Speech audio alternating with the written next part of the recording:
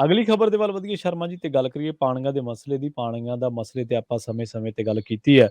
ਪੰਜਾਬ ਦੇ ਨਾਲ ਜਿਹੜਾ ਧੱਕਾ ਦਿੱਲੀ ਨੇ ਕੀਤਾ, ਵੱਖ-ਵੱਖ ਤਰ੍ਹਾਂ ਦੇ ਹੁਕਮਰਾਨਾਂ ਨੇ ਹੁਣ ਤੱਕ ਕਿੰਨੇ ਕਮਿਸ਼ਨ, ਕਿੰਨੇ ਪ੍ਰਧਾਨ ਮੰਤਰੀ ਜਾਂ ਪੰਜਾਬ ਦੇ ਮੁੱਖ ਮੰਤਰੀਆਂ ਨੂੰ ਉਹਨਾਂ ਨੇ ਆਪਣੇ ਮਗਰ ਲਾਇਆ। ਤੁਸੀਂ ਸਮੇਂ ਦਰ ਸਮੇਂ ਸਾਨੂੰ ਦੱਸਦੇ ਰਹੇ ਆ।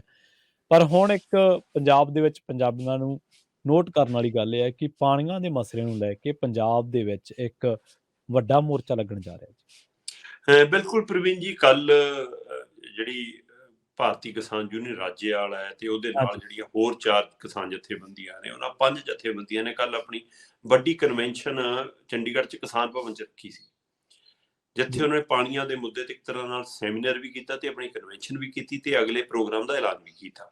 ਠੀਕ ਹੈ। ਇਸ ਕਨਵੈਨਸ਼ਨ ਦੇ ਵਿੱਚ ਚੇਚੇ ਤੌਰ ਤੇ ਬੁਲਾਰਿਆਂ ਵਜੋਂ ਸਤਨਾਮ ਸਿੰਘ ਮਾਣਕ, ਜਿਹੜੇ ਅਜੀਤ ਦੇ ਸਹਾਇਕ ਸੰਪਾਦਕ ਨੇ, ਇਸੇ ਤਰ੍ਹਾਂ ਮਤਲਬ ਸੀਨੀਅਰ ਪੱਤਰਕਾਰ ਤੇ ਪੰਜਾਬ ਦੇ ਚਿੰਤਕ ਵਜੋਂ ਜਾਣੇ ਜਾਂਦੇ ਹਮੀਰ ਸਿੰਘ ਜੀ, ਜਿਹੜੇ ਪੰਜਾਬੀ ਟ੍ਰਿਬਿਊਨ ਦੇ ਸਹਾਇਕ ਜੀ, ਸੰਪਾਦਕ ਰਹਿ ਚੁੱਕੇ ਨੇ। ਸੋ ਅੱਜ ਕੱਲ ਉਹ ਪੰਜਾਬ ਟੈਲੀਵਿਜ਼ਨ ਲਈ ਕੰਮ ਕਰਦੇ ਨੇ, ਸੋ ਉਹ ਨਾਲ ਸੀਗੇ। ਇਸੇ ਤਰ੍ਹਾਂ ਕਾਹਨ ਸਿੰਘ ਪੰਨੂ, ਜੀ, ਬੇਸ਼ੱਕ ਕਾਹਨ ਸਿੰਘ ਪੰਨੂ ਇੱਕ ਚੰਗੇ ਅਫਸਰ ਵਜੋਂ ਵੀ ਜਾਣੇ ਜਾਂਦੇ ਨੇ ਤੇ ਨਾਲ ਉਹਨਾਂ ਦੇ ਵਿਵਾਦ ਵੀ ਕਈ ਉਹਨਾਂ ਦੇ ਨਾਲ ਖੜੇ ਨੇ। ਸੋ ਕਾਹਨ ਸਿੰਘ ਪੰਨੂ ਇਸ 3 ਬੁਲਾਰਿਆਂ ਵਜੋਂ ਆਏ ਸੀ। ਬਾਕੀ ਇਹ 5 ਕਿਸਾਨ ਜਥੇਬੰਦੀਆਂ ਦੇ ਨੁਮਾਇੰਦੇ, ਜਿਨ੍ਹਾਂ ਦੇ ਵਿੱਚ ਬਲਵੀਰ ਸਿੰਘ ਰਾਜੇਵਾਲ, ਜਿਹਦੇ ਵਿੱਚ ਪ੍ਰੇਮ ਸਿੰਘ ਭੰਗੂ, ਜਿਹਦੇ ਵਿੱਚ ਕਮਲਜੀਤ ਸਿੰਘ ਪੰਨੂ, ਜਿਹਦੇ ਵਿੱਚ ਭੋਗ ਸਿੰਘ ਮਾਨਸਾ ਤੇ ਹਰਿੰਦਰ ਸਿੰਘ ਟਾਂਡਾ, ਇਹ 5 ਕਿਸਾਨ ਜਥੇਬੰਦੀਆਂ ਇਹਨਾਂ ਦੀਆਂ। ਇਹ ਸਾਂਝੇ ਤੌਰ ਤੇ ਇਹਨਾਂ ਨੇ 3 ਫਰਵਰੀ ਤੋਂ ਚੰਡੀਗੜ੍ਹ ਦੇ ਵਿੱਚ, ਜਾਂ ਇਹ ਕਹ ਲਓ ਕਿ ਚੰਡੀਗੜ੍ਹ ਦੀਆਂ ਬਰੂਹਾਂ ਤੇ, ਚੰਡੀਗੜ੍ਹ ਦੇ ਸਰਹੱਦ ਤੇ ਜਿਹੜੀ ਪੰਜਾਬ ਦੀ ਰਾਜਧਾਨੀ ਚੰਡੀਗੜ੍ਹ, ਉਹਦੇ ਵਿੱਚ ਉਹਦੇ ਦਾਖਲਾ ਪੁਆਇੰਟ ਤੇ ਪਾਣੀਆਂ ਨੂੰ ਲੈ ਕੇ ਪੱਕਾ ਮੋਰਚਾ ਲਾਉਣ ਦਾ ਐਲਾਨ ਕੀਤਾ। ਇਹ ਮੋਰਚਾ 2 ਵਾਰ ਪਹਿਲਾਂ ਮੁਲਤਵੀ ਵੀ ਹੋਇਆ, ਕਿਉਂਕਿ ਜੀਰਾ ਸ਼ਰਾਬ ਫੈਕਟਰੀ ਵਾਲਾ ਮਾਮਲਾ ਸੀ ਤੇ ਉਹਨਾਂ ਦੇ ਕਿਹਾ ਤੇ ਇਹਨਾਂ ਨੇ ਫਿਰ ਉਹਨੂੰ ਅੱਗੇ ਪਾ ਦਿੱਤਾ। ਤੇ ਕੱਲ ਫਿਰ ਰਾਜੇਵਾਲ ਹੋਰੀ ਸੰਬੋਧਨ ਕਰਦੇ ਕਹਿ ਰਹੇ ਸੀਗੇ ਕਿ ਇੱਕ ਤਾਂ ਜੀਰੇ ਵਾਲੇ ਮਾਮਲੇ 'ਚ ਹੁਣ ਸਰਕਾਰ ਆ ਗਈ ਹੈ ਇਸ ਲਾਈਨ ਤੇ, ਕਿਹਾ ਅਸੀਂ ਮਤਲਬ ਕਿ ਫੈਕਟਰੀ ਬੰਦ ਕਰਦੇ ਹਾਂ, ਪਰ ਕਹਿੰਦੇ ਕਿ ਹੁਣ ਸਵਾਲ ਕੱਲਾ ਜੀਰੇ ਦਾ ਨਹੀਂ, ਸਮੁੱਚੇ ਪੰਜਾਬ ਦਾ ਹੈ। ਤੇ ਇਸ ਲਈ ਅਸੀਂ ਸਮੁੱਚੇ ਪੰਜਾਬ ਦੇ ਪਾਣੀਆਂ ਦੇ ਹਵਾਲੇ ਨਾਲ ਮੋਰਚਾ ਲਾ ਰਹੇ ਹਾਂ, ਚਾਹੇ ਉਹ ਧਰਤੀ ਹੇਠਲੇ ਪਾਣੀ ਨੂੰ ਬਚਾਉਣ ਦੀ ਕਵਾਇਦ ਹੋਵੇ, ਚਾਹੇ ਧਰਤੀ ਹੇਠਲੇ ਪਾਣੀ ਨੂੰ ਗੰਧਲਾ ਹੋਣ ਦੀ ਹੋਵੇ, ਚਾਹੇ ਦਰਿਆਈ ਵੰਡ ਦਾ ਮਸਲਾ ਹੋਵੇ, ਚਾਹੇ ਦਰਿਆਵਾਂ ਨੂੰ ਗੰਧਲਾ ਕਰਨ ਦਾ ਮਸਲਾ ਹੋਵੇ। ਇਹਨਾਂ ਸਾਰੇ ਮਸਲਿਆਂ ਤੇ, ਪਾਣੀਆਂ ਦੇ ਮਸਲਿਆਂ ਤੇ ਹੁਣ ਅਸੀਂ ਇੱਕ ਵੱਡਾ ਮੋਰਚਾ ਲਾਉਣ ਜਾ ਰਹੇ, ਜਿਹੜਾ 3 ਫਰਵਰੀ ਤੋਂ ਲੱਗਣਾ। ਜੀ, ਸੋ ਇਹ ਜੀ। 'ਚ ਕੋਈ ਦੋ ਸ਼ੱਕ ਨਹੀਂ ਪ੍ਰਵੀਨ ਜੀ, ਪੰਜਾਬ ਦੇ ਪਾਣੀਆਂ ਤੇ ਟਾਕਾ ਵੱਜਿਆ। ਚਾਹੇ ਉਹ ਮਤਲਬ ਕਿ ਅਸੀਂ ਕਹਿ ਲਈਏ ਕਿ ਰਾਜਸਥਾਨ ਨੂੰ ਦੇਣ ਦੀ ਗੱਲ ਹੋਵੇ, ਚਾਹੇ ਉਹ ਹਰਿਆਣੇ ਨੂੰ ਪਾਣੀ ਦੇਣ ਦੀ ਗੱਲ ਹੋਵੇ, ਜਾਂ ਡੈਮ ਦੀ ਗੱਲ ਹੋਵੇ, ਕਿ ਜਿਹੜਾ ਡੈਮ ਪੰਜਾਬ ਸੀ, ਪੰਜਾਬ 'ਚ ਬਣਿਆ ਤੇ ਉਹ ਅਚਾਨਕ ਰਾਤੋਂ ਰਾਤ 4 ਪਿੰਡ ਜਾਣ ਕੇ ਹਿਮਾਚਲ 'ਚ ਪਾ ਕੇ ਉਹ ਸਾਰੀ ਖੇਡ ਕੀਤੀ ਗਈ। ਜਾਂ ਇੱਥੋਂ ਤੱਕ ਵੀ ਪਤਾ ਲੱਗਿਆ ਕਿ ਜਿਹੜੇ ਪੰਜਾਬੀ ਬੋਲਦੇ ਇਲਾਕੇ ਅੱਜ ਹਰਿਆਣਾ 'ਚ ਨੇ, ਹਾਂਜੀ, ਉਹਨਾਂ ਪਿੰਡਾਂ ਦਾ ਅਸਲੀ ਰਿਕਾਰਡ ਫੂਕ ਕੇ ਹਾਂਜੀ, ਇੱਕ ਕੇਂਦਰੀ ਮੰਤਰੀ ਨੇ ਜਾਣ ਕੇ ਉੱਥੇ ਉਹਨਾਂ ਦੀ ਭਾਸ਼ਾ ਪੰਜਾਬੀ ਥਾਂ ਤੇ ਹਿੰਦੀ ਲਿਖ ਕੇ ਉਹਨੂੰ ਉੱਧਰ ਦਰਜ ਕੀਤਾ ਕਿ ਜਦੋਂ ਕੱਲ ਨੂੰ ਰਿਕਾਰਡ ਚੈੱਕ ਹੋਵੇ ਤਾਂ ਨਵੇਂ ਚੋਂ ਹਿੰਦੀ ਬੋਲਦੇ ਇਲਾਕੇ ਮੰਨੇ ਜਾਣ। ਸੋ ਪੰਚਕੂਲੇ 'ਚ ਐਡ ਕੀਤੇ। ਸੋ ਇਹ ਤੱਥ ਸਭ ਦੇ ਸਾਹਮਣੇ ਨੇ। ਸੋ ਇਸੇ ਤਰ੍ਹਾਂ ਪੰਜਾਬ ਦੇ ਪਾਣੀਆਂ ਦੀ ਵੰਡ ਨੂੰ ਲੈ ਕੇ ਪੰਜਾਬ ਦੇ ਮੁੱਖ ਮੰਤਰੀ ਨੂੰ ਗਨ ਪੁਆਇੰਟ ਤੇ ਕਿਵੇਂ ਦਸਤਖਤ ਕਰਾਏ ਤੇ ਉਹਨੂੰ ਕੁਰਸੀ ਦਾ ਮੋਹ ਪੈ ਗਿਆ ਤੇ ਉਹਨੇ ਪਾਣੀਆਂ ਦਾ ਮੋਹ ਤਿਆਗਤਾ, ਆਪਾਂ ਉਹ ਵੀ ਜਾਣਦੇ ਹਾਂ। ਸੋ ਅਕਾਲੀ ਜਿਹੜਾ ਕਦੇ ਮੋਰਚੇ ਲਾਉਂਦੇ ਸੀ, ਅਕਾਲੀ ਦਲ ਵਾਲੇ, ਉਹਨਾਂ ਨੇ ਵੀ ਸੱਤਾ ਦੇ ਲਾਲਸਾ ਦੇ ਵਿੱਚ ਰਾਜੀਵ ਲੋਂਗੋਵਾਲ ਸਮਝੌਤੇ ਦੇ ਤਹਿਤ ਜੋ ਕੁਝ ਖੱਟਿਆ ਤੇ ਗਵਾਇਆ, ਉਹ ਆਪਾਂ ਸਾਰੇ ਜਾਣਦੇ ਹਾਂ। ਸੋ ਇਸ ਲਈ ਇਹ ਸਾਰੀਆਂ ਵਿਚਾਰ ਚਰਚਾਵਾਂ ਕੱਲ ਉੱਥੇ ਖੁੱਲ ਕੇ ਹੋਈਆਂ ਕਿ ਰਾਜਨੀਤਿਕ ਧਿਰਾਂ ਵੋਟਾਂ ਦੀ ਰਾਜਨੀਤੀ ਕਰਦੀਆਂ ਨੇ, ਚਾਹੇ ਉਸ ਸਮੇਂ ਪਾਣੀਆਂ ਦਾ ਮਸਲਾ ਹੋਵੇ ਤੇ ਚਾਹੇ ਅੱਜ ਪਾਣੀਆਂ ਦਾ ਮਸਲਾ ਹੋਵੇ। ਰਾਜਨੀਤਿਕ ਧਿਰਾਂ ਸਿਰਫ ਵੋਟਾਂ ਦੀ ਰਾਜਨੀਤੀ ਕਰਦੀਆਂ ਨੇ, ਉਹਨੂੰ ਲੋਕਾਂ ਨਾਲ ਸਰੋਕਾਰ ਨਹੀਂ ਹੈ। ਜੇ ਲੋਕਾਂ ਨਾਲ ਸਰੋਕਾਰ ਹੁੰਦਾ ਤਾਂ ਉਹ ਪਾਣੀ ਦੀ ਮਾਲਕੀ ਤੇ ਆਉਂਦੀਆਂ, ਫਿਰ ਚਾਹੇ ਦੇਣ ਲੈਣ ਦੀ ਵੰਡ ਹੋ ਜਾਂਦੀ।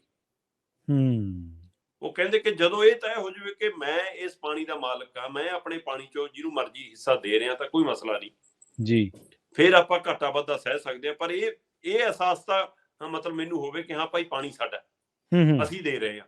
ਸੋ ਪੰਜਾਬ ਨੂੰ ਇਹ ਵੀ ਨਹੀਂ ਤੁਸੀਂ ਮੰਨਦੇ ਕਿ ਹਾਂ ਪੰਜਾਬ ਦੇ ਪਾਣੀਆਂ ਦੀ ਮਾਲਕੀ ਸਾਡੀ ਆ, ਤੇ ਤੁਸੀਂ ਸਾਤੋਂ ਧੱਕੇ ਨਾਲ ਖੋਣਾ ਵੀ ਚਾਹੁੰਦੇ ਹੋ। ਤੁਸੀਂ ਕਹਿੰਦੇ ਹੋ ਡੈਮ ਵੀ ਤੁਹਾਡਾ ਨਹੀਂ, ਪਾਣੀ ਵੀ ਤੁਹਾਡਾ ਨਹੀਂ, ਤੇ ਅਸੀਂ ਤੁਹਾਨੂੰ ਦੇਣਾ ਵੀ ਕੁਛ ਨਹੀਂ ਉਹਦਾ, ਪਰ ਅਸੀਂ ਲੈ ਕੇ ਵੀ ਰਵਾਂਗੇ। ਸੋ ਜਿਹੜੀ ਆਹ ਧੱਕੇਸ਼ਾਹੀ ਹੈ, ਇਹ ਮਨਜ਼ੂਰ ਨਹੀਂ ਹੈ। ਤੇ ਦੂਸਰੇ ਪਾਸੇ ਜਿਹੜਾ ਉਦਯੋਗ ਹੈ, ਪੰਜਾਬ ਨੂੰ ਮਤਲਬ ਕਿ ਉਦਯੋਗ ਚਾਹੀਦਾ, ਪਰ ਉਹ ਰੁਜ਼ਗਾਰ ਦੇਣ ਵਾਲਾ ਚਾਹੀਦਾ, ਬੰਦੇ ਖਾਣ ਵਾਲਾ ਥੋੜਾ ਚਾਹੀਦਾ। ਜੀ ਬਿਲਕੁਲ। ਸੋ ਜਿਹੜਾ ਰੁਜ਼ਗਾਰ ਮਤਲਬ ਕਿ ਉਹ ਜਿਹੜਾ ਸੋਨਾ ਉਹ ਕੰਨਾਂ ਨੂੰ ਖਾਵੇ, ਉਹ ਸੋਨੇ ਨੂੰ ਕੀ ਕਰਨਾ। ਹਾਂਜੀ, ਸਹੀ ਹੈ। ਸੋ ਇਸ ਲਈ ਇਹ ਉਸੇ ਤਰ੍ਹਾਂ ਦਾ ਹਵਾਲਾ ਕਿ ਰੁਜ਼ਗਾਰ। ਸੋ ਜਦੋਂ ਕਿ ਪੰਜਾਬ ਦੀ ਭੂਗੋਲਿਕ ਸਥਿਤੀ ਨੂੰ ਜੇਕਰ ਆਪਾਂ ਦੇਖਦੇ ਹਾਂ ਤਾਂ ਖੇਤੀ ਪ੍ਰਧਾਨ ਸੂਬਾ ਹੈ, ਤੇ ਖੇਤੀ ਪ੍ਰਧਾਨ ਸੂਬੇ ਦੇ ਹਵਾਲੇ ਨਾਲ ਜਦੋਂ ਆਪਾਂ ਪਿੰਡਾਂ 'ਚ ਛੋਟੇ ਹੁੰਦੇ ਪ੍ਰਵੀਨ ਅਸੀਂ ਦੇਖਿਆ, ਤਦ ਉਹ ਸਾਰੇ ਧੰਦੇ ਲਗਭਗ ਖੇਤੀ ਦੇ ਆਲੇ ਦੁਆਲੇ ਘੁੰਮਦੇ ਸੀ। ਹੂੰ। ਤੇ ਤਦ ਵੀ ਪੰਜਾਬ ਰੋਟੀ ਖਾਂਦਾ ਸੀ, ਤਦ ਵੀ ਹੱਸਦਾ ਵੱਸਦਾ ਸੀ, ਤਦ ਨਾ ਕੈਂਸਰ ਸੀ, ਨਾ ਚਿੱਟਾ ਸੀ, ਨਾ ਰੋਗ ਸੀ ਅਜਿਹੇ, ਨਾ ਬਿਮਾਰੀਆਂ ਸੀ, ਨਾ ਪਾਣੀਆਂ ਦੀ ਮਸਲੇ ਸੀ। ਸੋ ਅੱਜ ਜੀ। ਪੀਣ ਵਾਲਾ ਪਾਣੀ ਸਾਡਾ ਅੱਡ ਹੈ, ਨਹਾਉਣ ਵਾਲਾ ਪਾਣੀ ਸਾਡਾ ਅੱਡ ਹੈ, ਕੱਪੜੇ ਧੋਣ ਵਾਲਾ ਅੱਡ ਹੈ ਨਾ। ਕਿਤੇ ਉਸੇ ਟੋਬੇ 'ਚ ਮੈਸਾਂ ਵੀ ਨਹਾ ਲੈਂਦੀਆਂ ਸੀ, ਉਸੇ ਟੋਬੇ ਜਵਾਕ ਵੀ ਜੁਬਕੀਆਂ ਲਾ ਲੈਂਦੇ ਸੀ। ਜੀ, ਜੀ, ਬਿਲਕੁਲ। ਸੋ ਇਹ ਸਾਰਾ ਕੁਝ ਜਿਹੜਾ ਪਾਣੀਆਂ ਨੂੰ ਗੰਧਲਾ ਕਰਨ ਦੀ ਕਵਾਇਦ ਹੈ, ਇਹਦੇ ਵਿੱਚ ਜਿੱਥੇ ਉਦਯੋਗਾਂ ਦਾ ਯੋਗਦਾਨ ਹੈ, ਉੱਥੇ ਜਿਹੜਾ ਪਾਣੀ ਮੁਕਾਉਣ ਦਾ ਮਸਲਾ, ਉੱਥੇ ਵਿੱਚ ਉਦਯੋਗਾਂ ਦਾ ਯੋਗਦਾਨ ਹੈ। ਹੂੰ, ਉੱਥੇ ਹੀ ਕਿਸਾਨੀ ਨੂੰ ਲੈ ਕੇ ਵੀ ਫਿਕਰਮੰਦੀ ਹੈ ਕਿ ਭਾਈ ਜਿਹੜੀ ਆ ਮੁਫਤ ਸਕੀਮ ਆਈ ਕਿ ਹਾਂ ਬਿਜਲੀ ਹੂੰ। ਮੁਫਤ ਹੈ ਜੀ ਪਾਣੀਆਂ ਦੇ ਨਾਂ ਤੇ ਅਗਲੇ ਕਹਿੰਦੇ ਰਿਮੋਟ ਨਾਲ ਮੋਟਰ ਚੱਲ ਜਾਂਦੀ ਹੈ। ਤੇ ਅੱਧੇ ਤਾਂ ਕਹਿੰਦੇ ਪਾਣੀ ਇਸੇ ਨਾਲ ਤੇ ਕੱਢੀ ਜਾਂਦੇ ਨੇ ਜੀ, ਉਹ ਫਿਰ ਖੇਤ ਖਾਲੀ ਛੱਡਿਆ ਜੀ, ਧਰਤੀ ਗਰਮ ਬਹੁਤ ਆ, ਧਰਤੀ ਨੂੰ ਠੰਡਾ ਕਰਨਾ ਜੀ ਕਹਿੰਦੇ, ਉਸ ਨਾਲ ਤੇ ਪਾਣੀ ਬਰਬਾਦ ਹੋਈ ਜਾਂਦਾ। ਤੇ ਇੱਧਰ ਸ਼ਹਿਰਾਂ ਦੀਆਂ ਜਿਹੜੀਆਂ ਕਮਰਿਆਂ ਦੇ ਅੰਦਰ ਲੱਗੇ ਹੋਏ ਪੰਪ ਨੇ, ਉਹ ਦਿਖਦੇ ਹਾਂਜੀ। ਨਹੀਂ ਮੋਟਰ ਪਾਣੀ ਕੱਢਦੇ, ਕਿ ਸ਼ਹਿਰਾਂ 'ਚ ਰੋਜ਼ ਕਿੰਨਾ ਪਾਣੀ ਨਿਕਲਦਾ। ਖੇਤਾਂ ਵਾਲੀ ਹੂੰ। ਮੋਟਰ ਦਿਖਦੀ ਹੈ ਹਾਂਜੀ। ਤੇ ਇਸ ਲਈ ਲੱਗਦਾ ਕਿ ਹਾਂ ਕਿਸਾਨ ਇਹ ਪਾਣੀ ਮੁਕਾਉਣ ਲੱਗਿਆ। ਸੋ ਜੀ। ਇਹ ਸਾਰੇ ਕੁਛ ਨੂੰ ਇੱਕ ਤਾਲਮੇਲ ਤੇ ਲਿਆਉਣ ਦੀ ਲੋੜ ਹੈ, ਔਰ ਇਸੇ ਲਈ ਇਹ ਮੋਰਚਾ ਕਾਫੀ ਅਹਿਮ ਹੋ ਸਕਦਾ ਹੈ। ਔਰ ਇਹ ਸਵਾਲ ਰਾਜੇਵਾਲ ਮੂਹਰੇ ਆਇਆ ਕਿ ਜਨਾਬ ਜਦੋਂ ਦਿੱਲੀ ਨੂੰ ਚੱਲੇ ਸੀ ਤਾਂ ਤੁਸੀਂ 32 ਜਥੇਬੰਦੀਆਂ ਸੀ, ਹਾਂਜੀ। ਫਿਰ ਤੁਸੀਂ ਉੱਥੇ 32 ਤੋਂ ਪੂਰੇ ਦੇਸ਼ ਦੀਆਂ ਜਥੇਬੰਦੀਆਂ ਦਾ ਐਸਕੇਐਮ ਬਣ ਗਿਆ, ਤੇ ਹੂੰ। ਹੁਣ ਤੁਸੀਂ ਕਹਿੰਦੇ ਹੋ ਅਸੀਂ ਪੰਜਾਂ ਦਾ ਮੋਰਚਾ। ਇਹ ਪੰਜਾਂ ਦਾ ਹੀ ਰਹੂਗਾ ਕਿ 51 ਵੀ ਹੋਣਗੇ ਇਹ 'ਚ? ਹੂੰ, ਕਿਉਂਕਿ ਜੀ, ਕੱਲ ਜੀ। ਰਾਜੇਵਾਲ ਉਹਨਾਂ ਨੇ ਖੁਦ ਉੱਥੇ ਦੱਸਿਆ ਕਿ 70 ਜਥੇਬੰਦੀਆਂ ਬਣੀਆਂ ਹੁਣ ਪੰਜਾਬ 'ਚ, ਹੂੰ, ਹੂੰ, ਹੂੰ, ਹੂੰ, ਕਿਸਾਨ ਜਥੇਬੰਦੀਆਂ 70 ਹੋ ਗਈਆਂ ਕਹਿੰਦੇ। ਸੋ ਹੂੰ। ਸਵਾਲ ਇਹ ਹੈ ਕਿ ਕੀ ਜਦੋਂ ਸਾਂਝਾ ਮਸਲਾ ਹੈ ਤੇ ਇਕੱਲਾ ਇਹ ਕਿਸਾਨੀ ਦਾ ਮਸਲਾ ਨਹੀਂ ਹੈ ਪ੍ਰਵੀਨ ਜੀ, ਜੀ, ਜੀ। ਇਹ ਹਰ ਉਸ ਜੀ ਦਾ ਮਸਲਾ ਹੈ ਜਿਹੜਾ ਪਾਣੀ ਵਰਤਦਾ ਹੈ। ਪਾਣੀ ਵਰਤਦਾ, ਬਿਲਕੁਲ ਸਹੀ ਹੈ। ਜਾਂ ਤਾਂ ਲੋਕ ਕਹਿ ਦੇਣ ਕਿ ਹਾਂ ਭਾਈ ਸਾਡਾ ਇਹਦੇ ਨਾਲ ਕੋਈ ਸਰੋਕਾਰ ਨਹੀਂ, ਅਸੀਂ ਅੱਜ ਤੋਂ ਪਾਣੀ ਨਹੀਂ ਵਰਤਾਂਗੇ। ਹੂੰ, ਸਹੀ ਹੈ। ਤੇ ਜੀ। ਜੇ ਤੁਸੀਂ ਪਾਣੀ ਨੂੰ ਸਮਝਦੇ ਹੋ ਕਿ ਸਾਡੀ ਲੋੜ ਹੈ, ਸਾਡਾ ਜੀਵਨ ਹੈ ਪਾਣੀ, ਤਾਂ ਫਿਰ ਇਹ ਲੜਾਈ ਸਭ ਦੀ ਹੈ। ਹੂੰ। ਫਿਰ ਇਹ ਕਿਸੇ ਇੱਕ ਜਥੇਬੰਦੀ ਦਾ ਨਾਂ ਕਿਉਂ, ਕਿਸੇ 5 ਜਥੇਬੰਦੀਆਂ ਦਾ ਝੰਡਾ ਕਿਉਂ, ਫਿਰ ਸਾਰਾ ਪੰਜਾਬ ਦਾ ਆਵਾਮ ਉੱਠ ਕੇ ਕਿਉਂ ਨਹੀਂ ਲੜਦਾ? ਜੀ। ਪਰ ਲੜੀਏ ਤਾਂ ਜੇ ਅਸੀਂ ਆਪ ਗੁੜ ਛੱਡਿਆ ਹੋਵੇ ਖਾਣਾ, ਅਸੀਂ ਹੂੰ। ਬਰਬਾਦੀ 'ਚ ਤਾਂ ਅਸੀਂ ਲੋਕ ਵੀ ਸ਼ਾਮਲ ਆ, ਹੂੰ, ਜੀ। ਚਾਹੇ ਉਹ ਪਾਣੀ ਵੱਧ ਚਲਾਉਣ ਦੇ ਰੂਪ 'ਚ ਹੋਵੇ, ਚਾਹੇ ਪਾਣੀ ਗੰਧਲਾ ਕਰਨ ਦੇ ਰੂਪ 'ਚ ਹੋਵੇ। ਸੋ ਇਸ ਲਈ ਇਹ ਪਹਿਲਾਂ ਪੰਜਾਬ ਦੀਆਂ ਉਦਯੋਗਿਕ ਘਰਾਣਿਆਂ ਨੂੰ, ਪੰਜਾਬ ਦੇ ਡੇਅਰੀ ਫਾਰਮਾਂ ਨੂੰ, ਪੰਜਾਬ ਦੇ ਜੀ। ਛੋਟੇ ਘਰਾਣਿਆਂ ਨੂੰ, ਬੜੇ ਘਰਾਣਿਆਂ ਨੂੰ, ਪੰਜਾਬ ਦੇ ਆਮ ਪਰਿਵਾਰਾਂ ਨੂੰ ਇਹ ਮਾਨਸਿਕਤਾ ਬਦਲਣੀ ਪੈਣੀ ਆ ਕਿ ਹਾਂ ਕਿ ਭਾਈ ਅਸੀਂ ਅਗਲੀ ਪੀੜ੍ਹੀ ਲਈ ਪਾਣੀ ਛੱਡ ਕੇ ਵੀ ਜਾਣਾ, ਤੇ ਉਹ ਵੀ ਸਾਫ਼ ਛੱਡ ਕੇ ਜਾਣਾ।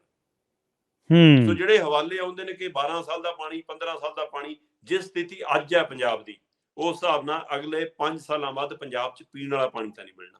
ਪਾਣੀ ਚਾਹੇ ਮਿਲੀ ਜਾਵੇ, ਜੀ। ਪਰ ਪੀਣਯੋਗ ਪਾਣੀ ਨਹੀਂ ਹੋਣਾ।